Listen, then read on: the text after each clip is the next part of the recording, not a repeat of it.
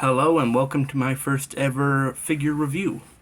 Today we're looking at the Titan Heroes X-Men 97 Sentinel. I got mine at Amazon.com for about $22.99. So let's take a look at the box. The front has some beautiful artwork of the X-Men. The side we got some cool artwork of the Sentinel. On the back, some product information alongside an expanded shot of the Sentinel artwork. And on the other side, more cool X-Men artwork. Let's pop him out of the box. Alright, so once you take him out of the box, you will see him in a white box like this, featuring some tie things to keep him in place. Let's cut those off.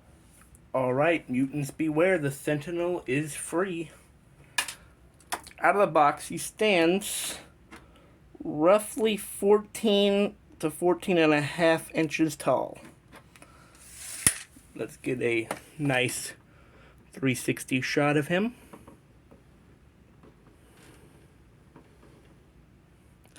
Bit of like a mold mark on the back of the ankle, but that's okay.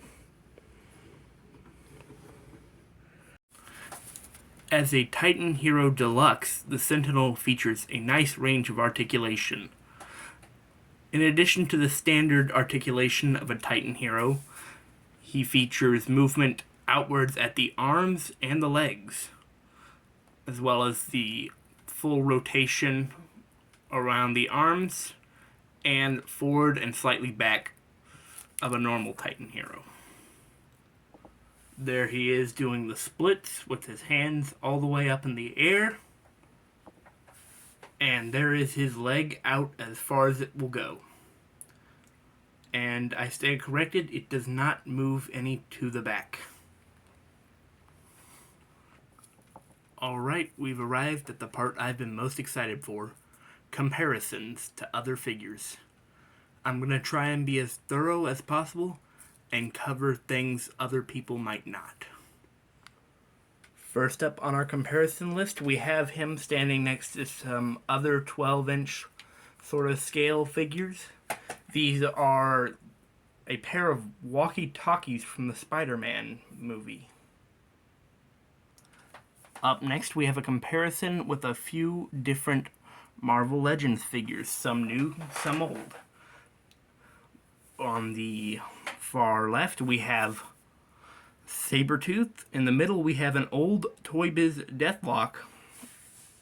And on the right, we have the newer sort of animated series Spider-Man, who I think this looks really good with.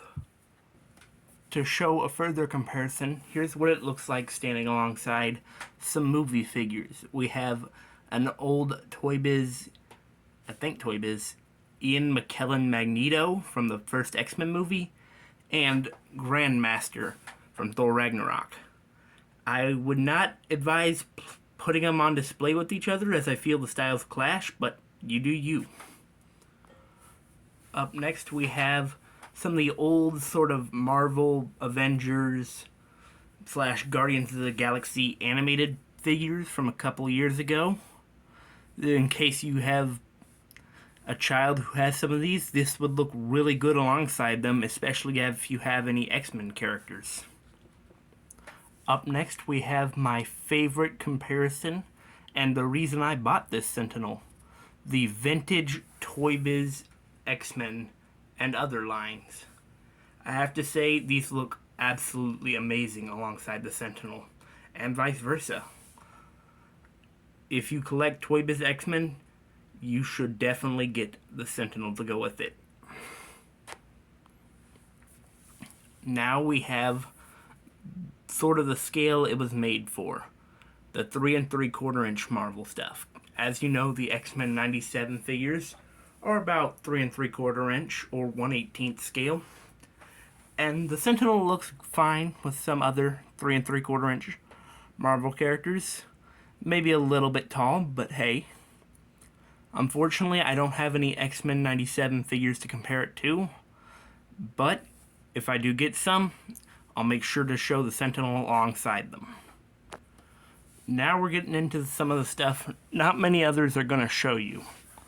stuff like Imaginext superheroes. They look fine, but he is a little bit too big for them in my opinion. Up next, something real obscure. We have some superhero squad. Not many others will show you these, but they do look quite interesting alongside it, given both have a very child-friendly aesthetic. And they look cool, but I'd still stick with the superhero squad Sentinel to go with your collection of them if you can afford it. Now we have some Lego figures. Unfortunately, I don't have any X-Men to go with them. But hey, I would not say it looks great alongside the Lego figures, but if you were to get this, it could be cool to customize into Galactus, especially if you love Lego Marvel Superheroes, the game. Now we have the comparison I think I've been waiting for the most. The vintage TOY-BIZ Build-A-Figure Sentinel. While the new one is not as tall, it certainly looks cooler to me, at least aesthetic-wise. And I think it fits better with a lot of more animated-looking characters. But I'm not sure it dethrones the vintage Sentinel, because it looks fantastic alongside all these other comic book looking action figures, for lack of a better word. More detailed, that's what I'm going for. The vintage Sentinel is much more detailed and more articulated. So if you're going for one for your Marvel Legends collection and you can't afford the HasLab, because honestly, who can really put that much aside for an action figure? I'd still go with the vintage. But the new one is a fine option.